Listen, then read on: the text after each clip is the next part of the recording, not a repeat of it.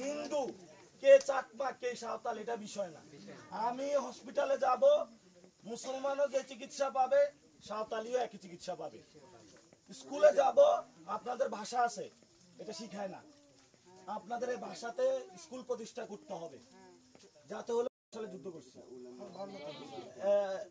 52 সালে, তারপরে হলো আমাদের তমুদ্দুন মজলিস আন্দোলন করছে পুরো এই বঙ্গ জুড়ে। এখন আমরা ধরেন ওই পাড়াও কিন্তু আছে, আপনাদের লোকজন আছে না? ওই পাড়ে কি বাঙালি আছে না? এই দিনাজপুর কিন্তু আরো বড় ছিল, এক ভাগ ওই পাশে চলে গেছে, এক ভাগ এই ভাগে। এটা কোনো বিষয় না। বিষয়টা হলো আমরা যেহেতু একটা বাংলাদেশ পাইছি, এখানে সাঁওতাল, বার্মা, চাকমা, মুসলিম, হিন্দু, খ্রিস্টিয়ান সবাই আমরা একসাথে মিলেমিশে থাকবো।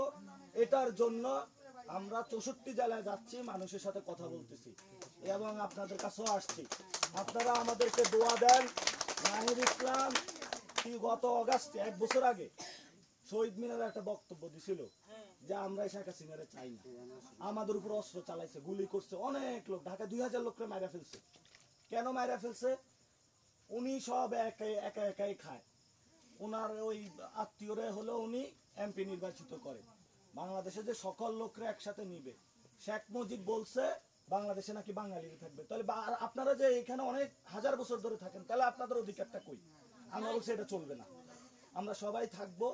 এটার জন্য আমরা যখন তাকে এই যে বাংলাদেশ থেকে ওই দেশে পালায় গেছে, এখন ওই দেশে যায় বড় বড় কথা বলে। আমরা চাচ্ছি ওদেরকে ধরে এনে বিচার করার জন্য, কারণ আপনার সন্তানকে সে হত্যা করেছে। আমরা চাই বাংলাদেশে সংস্কার করে বাঙালি, মুসলিম, সাঁওতাল সবাইকে অন্তর্ভুক্ত করার জন্য।